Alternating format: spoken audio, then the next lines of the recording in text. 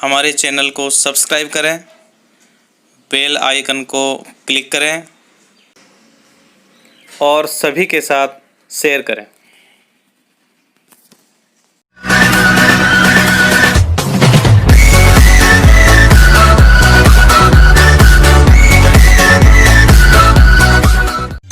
नमस्ते, maths class में आप सभी का फिर स्वागत है। कैसे हैं आप? दुआ करता हूँ सब ठीक होंगे, अच्छे होंगे, क्योंकि ये जो विश्व महामारी जो फैल रही है इसने पूरे सिस्टम को हिला के रख दिया। इसी बीच अपनी बोर्ड परीक्षाएं भी हुई, लेकिन बड़े डरते डरते हुई। उस समय भी मैंने बहुत सारे वीडियो डाले थे कि बच्चों को घर बैठे वो तैयारी कर पाए, क्योंकि बीच में उनका जो सिस्टम था पढ़ने का वो खत्म हो चुका था। फिर उसी श्रृंखला को आगे बढ़ाते हुए मैं बच्चों के हित को ध्यान में रखते हुए पुनः मैथ्स क्लास में गणित की कक्षाएं चालू कर रहा हूं। और यदि यही दौर लंबे समय तक चलता रहा तो बहुत सारे बच्चों की पढ़ाई डिस्टर्ब हो रही है। उसी बात को ध्यान में रखते हुए पुनः इस चैनल पर मैं आपको वीडियो भेज रहा हूं। आज अपन एक छोटा सा टॉपिक शुरू करेंगे। पहले जो मैंने वीडियो भेजे वो परीक्षा के आधार पर थे कि आपको कम समय में कैसे पढ़ना है, और अंक विभाजन के आधार पर पढ़ाया गया था। और अब मैं आपको पढ़ाऊंगा पूरे चैप्टर को क्लियर करना।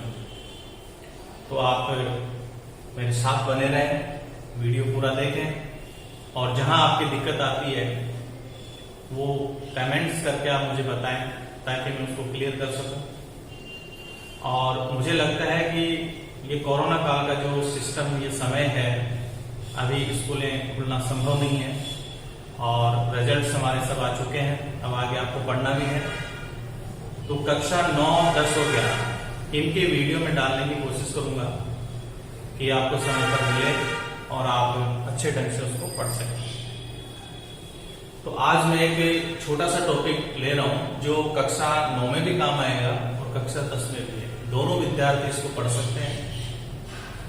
तो देखिए, फिर मैं आपका इस मैथ्स क्लास में प्रदीप शर्मा स्वागत करता हूं कि आप इस चैनल से बने रहें और ज्यादा से ज्यादा फायदा उठाएं। तो इसके लिए देखिए, 9th कक्षा में ये जो चैप्टर है शुरू में ही पहली बार आता है त्रिकोणमिति का। त्रिकोणमितीय अनुपात। तो सबसे पहले मैं ये क्लियर कर दूं कि इसका नाम त्रिकोणमिति क्यों हुआ। त्रिकोणमिति, त्रि शब्द का मतलब होता है तीन, कोण यानी कोण। तीन कोणों से जो बनी हुई आकृति होती है उसका अनुपात। कहने का मतलब त्रिभुज। ये पूरी प्रश्नावली त्रिभुज पर आधारित है। और वैसे त्रिभुज कई प्रकार के हमने पढ़े हैं, उनमें सबसे महत्वपूर्ण जो होता है वो त्रिभुज जिसमें काम में आता है समकोण त्रिभुज। और इसके लिए आप अच्छे ढंग से जानते हैं, छोटी कक्षाओं में इसके बारे में आ जाता है कि समकोण त्रिभुज वो होता है जिसमें एक कोण 90 डिग्री का होता है, समकोण होता है। तो इसी में देखो, मैं जो आपको बता रहा हूं उस बात को थोड़ा आप ध्यान दें कि जैसे मान लो एक समकोण त्रिभुज एबीसी है। इस समकोण त्रिभुज को हमने 3 भुजाओं के आधार पर नाम भी दिए थे। एक पाइथागोरस नाम के जो गणितज्ञ हुए थे उन्होंने एक प्रमेय दी थी और तीनों भुजाओं के अलग अलग नाम रखे थे। तो 90 डिग्री के सामने जो सबसे बड़ी भुजा होती है वो होती है कर्ण। और वैसे देखा जाए तो पांडवों में भी सबसे बड़ा कर्ण ही था। ऐसे याद रखेंगे, सबसे बड़ी भुजा कर्ण। कर्ण की पहचान बताता है 90 डिग्री का कोण।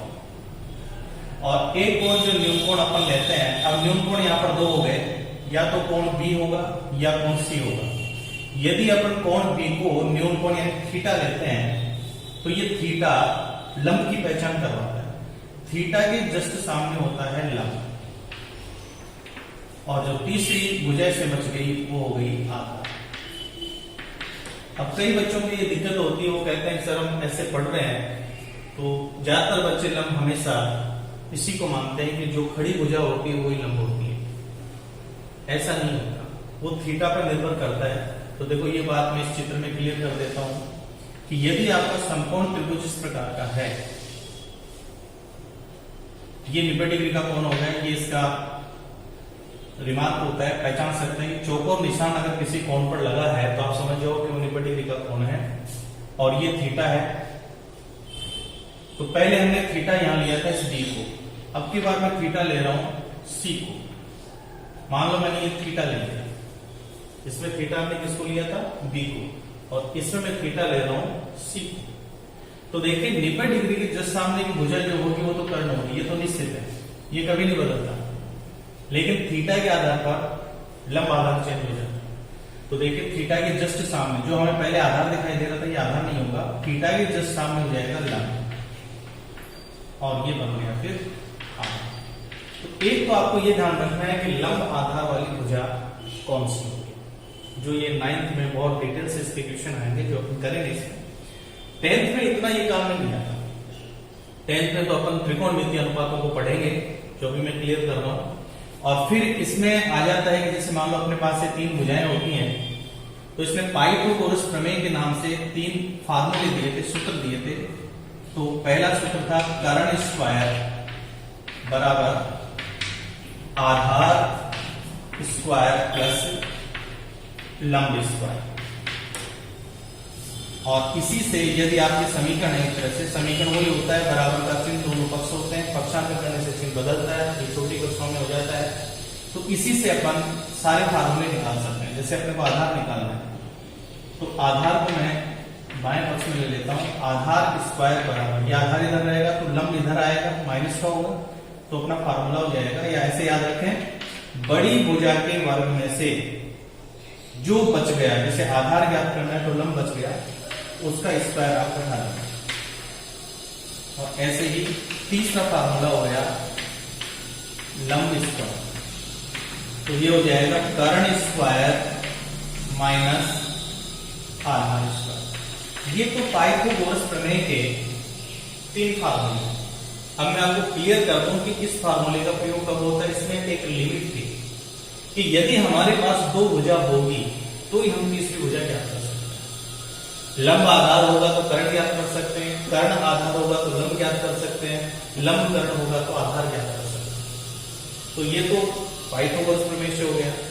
लेकिन आगे चल करके 10th में क्या कर दिया कि अगर हमारे पास एक ही भुजा है तो भी हम जो चाहे वो भुजा निकाल सकते हैं, और उसी के लिए त्रिकोणमितीय अनुपातों का प्रयोग किया जाता है।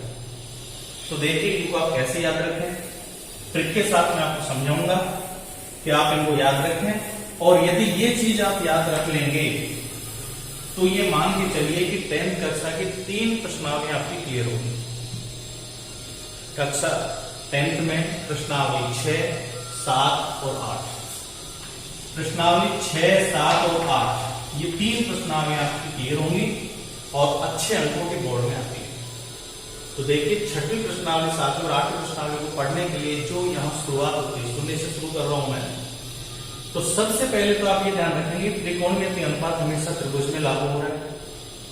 दूसरी बात समकोण त्रिभुज का उपयोग करते हैं इसमें। अब इसका उपयोग करने के लिए देखिए सबसे पहली चीज, इसमें तीनों भुजाओं का जो संबंध दिया है त्रिकोणमितीय अनुपातों में, वो थीटा के साथ दिया है। जैसे ये अपने पास समकोण त्रिभुज है, पहले मैं साधारण चित्र ले रहा हूं, थीटा में बी को ही मान रहा हूं, और ये सी, ये समकोण त्रिभुज है। तो पहले मैंने बताया था 90 के सामने कर्ण होगा, ये आधार हो जाएगा, और थीटा के सामने ये लंब होगा। अब इसके अंदर 2 भुजाओं का जो अनुपात होता है उसको अपन थीटा के साथ लिखते हैं। लेकिन त्रिकोणमितीय अनुपातों को जो लिखा जाता है या इन भुजाओं का जो संबंध लिखा जाता है उसका सूत्र कैसे याद करें। एक तो हमें यह ध्यान रखना है कि हमारे पास 6 थीटा होते हैं, और वो जो 6 थीटा होते हैं उनको आपको क्रम से याद रखना है। मैं यहाँ एक बार क्लियर कर देता हूं नाम, sine theta, cos theta, tan theta, cot theta, sec theta और cosec theta. Sine theta, cos theta, tan theta, cot theta, sec theta, cosec theta. अगर थीटा हमने बी लिया है तो इसके लिए लागू हो जाएगा, सी लेंगे तो इसके लिए लागू हो जाएगा। ये 6 थीटा हमारे पास होते हैं, और इनका मान जो होता है या इनका जो संबंध होता है वो समकोण त्रिभुज की कौन सी दो भुजाओं का अनुपात होता है वो आप ध्यान रखेंगे। तो उसके सूत्रों को याद करने के लिए सीधा सा तरीका है कि आप लाल बटा कक्का याद कर लें, लाल बटा कक्का। हालांकि ये स्टैंडर्ड कोई नियम नहीं है, केवल एक याद करने की ट्रिक है, साधारण ट्रिक से आप इसे याद कर सकते हैं। जैसे मान लो हमारे पास ऊपर ये 3 है लाल बटा, नीचे 3 है कक्का, तो लंब L का मतलब लंब समझे, A का मतलब आधार, K का मतलब कर्ण। तो लंब आधार लंब हो गया या कर्ण कर्ण आधार हो गया। ऐसे मानते हैं कि पहले 6 भाई थे, 3 ऊपर की मंजिल में रहते हैं, 3 नीचे की मंजिल में झगड़ा हो गया, क्योंकि झगड़ा तो संभव आजकल कलयुग में सबसे पहले झगड़ा ही होता है। और झगड़ा होते ही भाइयों के बीच में दरारें आ जाती हैं और दीवार खींच जाती है। तो ऐसे ही 2 दीवार खींच गई बीच में। 6 के 6 भाई 2-2 के सिस्टम में अलग अलग हो गए। ये 2 भाई एक साथ रहने लगे, ये दोनों एक साथ रहने लगे, दोनों ये आना जाना भी इनमें हो गया। इसलिए देखो इनको कैसे याद रखेंगे, जो पहला जोड़ा बना है इसको हमने नाम दे दिया साइन थीटा, दूसरा जोड़ा है इसको दे देते हैं कॉस थीटा, और इसका नाम दे दिया टेन थीटा। ये 3 हमें याद हो जाएगा। ऐसे ही इन 3 के साथ 3 फ्री मिलेंगे, यहां से शुरू करें कॉट सेक थीटा और ये हो गया कॉस सेक थीटा। इतना लंबा चौड़ा लिखने की हमें आवश्यकता नहीं पड़ेगी, जितना अपन लंबा याद रखेंगे उतना ही भूलने का चांस रहता है, इसलिए इसको शॉर्ट में याद करें। ये कक्षा 9 में भी काम आएगा आपके। तो देखिए लाल बटा कक्का से इसके 3 भाग हो गए, 3 से 6 सूत्र बनेंगे। साइन थीटा का फार्मूला हो गया लंब बटे कर्ण, बड़ा आसान हो गया। कोस थीटा का हो गया आधार बटे कर्ण, और टेन थीटा का हो गया लंब बटे आधार। अब इसकी ट्रिक कैसे याद रखते हैं, यदि हम बाएं से दाएं जाते हैं, तो मैं 3 का निशान लगा रहा हूं यहां, बाएं से दाएं पढ़ रहे हैं साइन कोस टेन, तो फार्मूले को ऊपर से नीचे पढ़ेंगे। फार्मूले को कैसे पढ़ेंगे, ऊपर से नीचे। जैसे बाएं से दाएं जा रहे हैं, साइन थीटा का फार्मूला हो गया लंब बटे कर्ण, कोस थीटा का हो गया आधार बटे कर्ण, टेन थीटा का हो गया लंब बटे आधार। आराम से याद हो सकता है। और यदि हम बाएं से दाएं यानी दाएं से बाएं, ऐसे पहले तो हम जा रहे थे बाएं से दाएं, तो ऊपर से नीचे पढ़ना है, और जैसे हम दाएं से बाएं आएंगे तो नीचे से ऊपर पढ़ना है। और नीचे से ऊपर पढ़ने से क्या होगा, कॉट थीटा आधार बटे सेक थीटा कर्ण बटे आधार, और कोसेक थीटा कर्ण बटे। अब मैं आपसे एक रिक्वेस्ट करूंगा कि आप लोग इस फार्मूले को अपनी कॉपी में पूरा लिख के दें। ट्रिक मैंने बता दी, बाएं से दाएं चलने पर ऊपर से नीचे, दाएं से बाएं आने पर नीचे से ऊपर। और देखो यहां एक चीज स्टोर हो गई, टेन थीटा का उल्टा होगा कॉट। टेन होता है लंब बटा आधार, कोट होता है आधार बटे, कोस होता है आधार बटे कर्ण, सेक होता है कर्ण बटे आधार, और साइन होता है लंब बटे कर्ण, तो कोसेक होगा कर्ण बटे लंब। इस प्रकार से आप 6 फार्मूले शॉर्ट ट्रिक में याद कर सकते हैं। तो बड़ा आसान तरीका है इनको याद करने का। इस प्रकार से आप इसको याद कर लें, बहुत काम में आएगा। इसी के साथ देखिए अब इसमें क्या करना है कि देखो हमारे पास 2 भुजाओं के जोड़े हैं, लंब दे दिया कर्ण याद कर सकते हैं, कर्ण दे दिया लंब याद कर सकते हैं, आधार दे दिया कर्ण याद कर सकते हैं, कर्ण से आधार याद कर सकते हैं, लंब दे दिया आधार याद कर सकते हैं, आधार दे दिया लंब याद कर सकते हैं। ये जोड़ा याद रखेंगे। यानी लंब कर्ण की चर्चा होगी तो साइन का सूत्र लगाएंगे, आधार कर्ण की होगी कोस का लगाएंगे, लंब आधार का होगा टेन का सूत्र लगाएंगे। तो इसमें 3 सूत्रों का आपको काम में लेना पड़ेगा यदि अपन 8वीं प्रश्नावली पढ़ेंगे 3 सूत्रों के अलावा। अब देखिए जब हम 6वीं प्रश्नावली पढ़ेंगे तो उसके लिए हमें एक सारणी की आवश्यकता पड़ेगी। तो आज मैं आपको 2 टॉपिक बता रहा हूं। एक तो देखो मैंने आपको ये 6 त्रिकोणमिति अनुपातों को याद करने का फार्मूला ट्रिक बता दी, और अब मैं दूसरे नंबर पर ले रहा हूं जो आपका है कि 6वीं प्रश्नावली में जब अपन सारणी से मान लिखेंगे तो ये सारणी बड़ी इंपॉर्टेंट है और बड़े अच्छा शॉर्ट ट्रिक मैं आपको बता रहा हूं। जो आपको कहीं नहीं मिलेगी और आप याद भी कर सकते हैं। तो दूसरे नंबर पर देखो मैं ले रहा हूं त्रिकोणमितीय जो ये कोण है इसकी आप सारणी कैसे बनाएंगे। तो देखिए सबसे पहले तो आपको ये ध्यान रखना है कि थीटा जो है वो निश्चित है। थीटा की अगर अपन नाम लेते हैं तो आता है जैसे sine theta, cos theta, tan theta, cot theta, sec theta, cosec theta, ये हो गए। और जो डिग्री में मान है वो याद रखना है 0 डिग्री, 30 डिग्री, 45 डिग्री, 60 डिग्री और 90 डिग्री। यानी 0 डिग्री से लेकर 90 डिग्री के बीच में 3 थीटा काम है। ये थीटा भी निश्चित है 0, 30, 45, 60, 90। इनके अलावा यदि कोई थीटा आता है तो उस समय हम पूरे कोणों के अंतर परिवर्तन वाली सारणी से हल करेंगे जो आगे आएगा आपके। जो प्रश्न हम हल करेंगे उसमें देखो अगर ये 0 डिग्री, 30 डिग्री, 45 डिग्री, 60 या 90 के मान आते हैं तो वो मान हम इस सारणी से देख के लिख सकते हैं। तो सारणी को रटना आसान नहीं है और रट करके याद भी नहीं किया जा सकता। तो मैं सारणी बनाने का आपको ट्रिक बता रहा हूं, पहले समझ लो, फिर आप आधे मिनट में मुश्किल से 30 सेकंड या 20 सेकंड तक आप कंप्लीट सारणी तैयार कर लेंगे। ये ध्यान रखें 6 थीटा है, sine theta, cos theta, tan theta, cot theta, sec theta, cosec theta. Degree में ध्यान रखेंगे 0 degree, 30 degree, 45 degree, 60 degree, 90 degree. तो हमारे पास ये मान आ गए 1, 2, 3, 4, 5। अब ये 5 मान कैसे याद रखें उसका भी देखो तरीका है कि आप 0 से लेकर, देखो मैं यहां पे मिटा दूंगा, पहले यहां लिख देता हूं, 0 से लेकर आप 4 तक की काउंटिंग लिखें। 3, 4, संख्या 5 हो गई, 1, 2, 3, 4, 5। तो देखिए सबसे बड़ी संख्या यहां 4 है। अगर मैं सभी संख्याओं में 4 का भाग दे दूं तो हमारे को एक नई संख्या मिलेगी। एक बात का विशेष ध्यान रखना कि जब भी हम 0 में किसी भी संख्या का भाग देते हैं, 1 से लेकर अंत तक कोई भी संख्या ले लो, 0 में किसी भी संख्या का भाग देंगे तो हमेशा 0 आएगा। लेकिन अगर किसी भी संख्या में 0 का भाग देंगे तो 0 का भाग अनंत बार जाएगा, जिसे गणित में इस चिन्ह से रिप्रेजेंट करते हैं, उल्टा 8 की तरह लिखते हैं इसे, ये अनंत होता है। तो ध्यान रखेंगे 0 में किसी भी संख्या का भाग देंगे 0 आएगा, लेकिन किसी भी संख्या में 0 का भाग देंगे तो अनंत आएगा। ये गलतियां ज्यादातर आपसे हो जाती है जो आपको नहीं करनी है।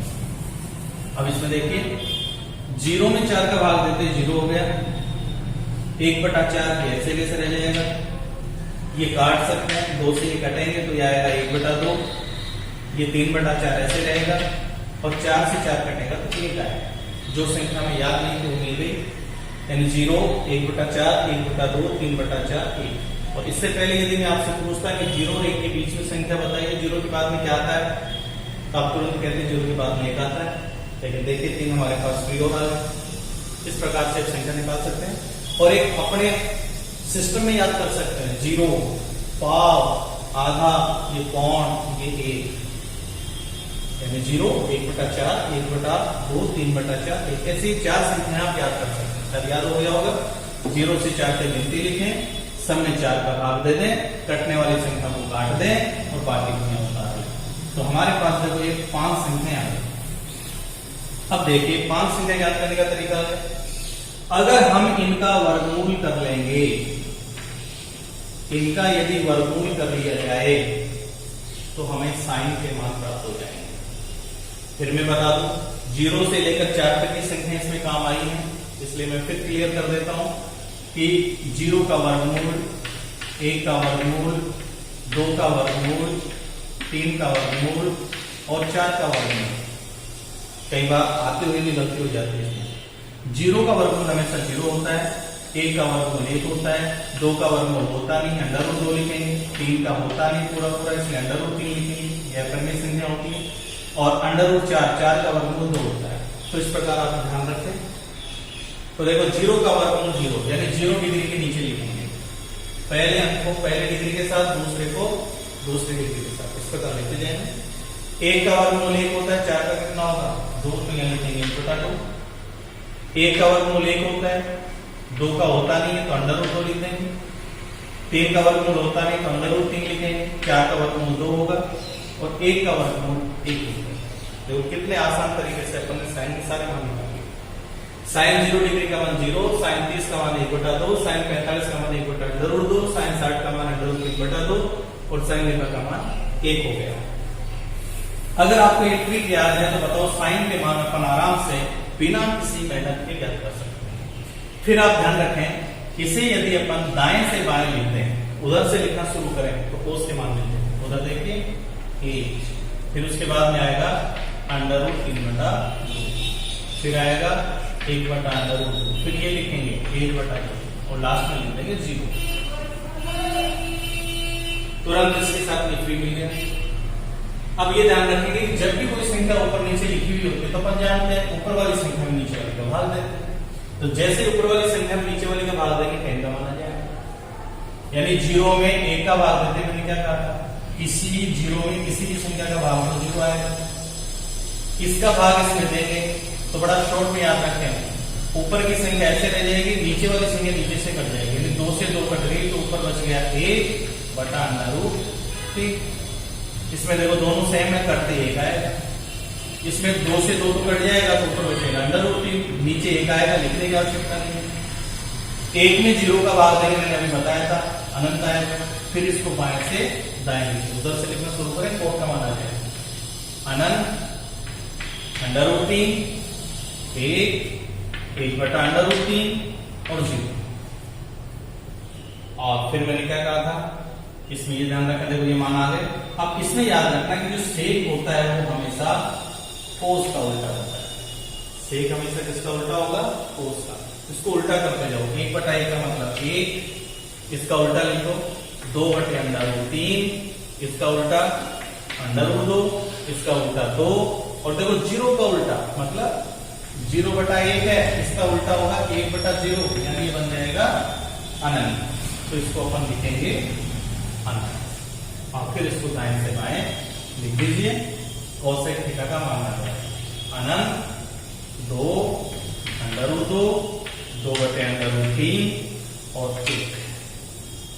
आज मैंने आपको 2 टॉपिक बताए, लाल बटा कक्का से सारे साइन से कोसेक तक सूत्र याद करना, 2 भुजाओं का अनुपात कैसे होता है, और एक आप इस साधन को बना करके अभ्यास कर सकते हैं, याद रखिए। अब देखने का तरीका क्या होगा, जैसे कोट 30 का मान देखना है तो कोट के सामने देखिए 30 ही आएगा, अंडर√3 होगा।